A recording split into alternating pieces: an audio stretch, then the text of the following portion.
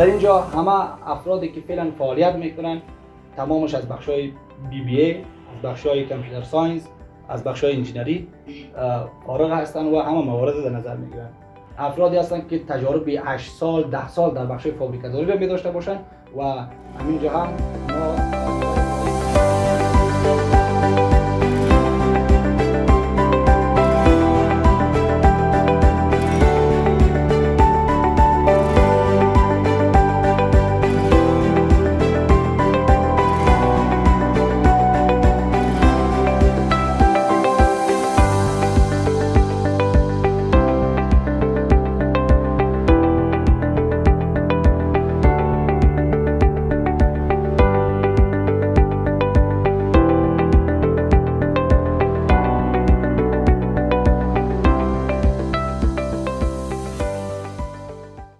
رنا، شکوفایی استعدادها.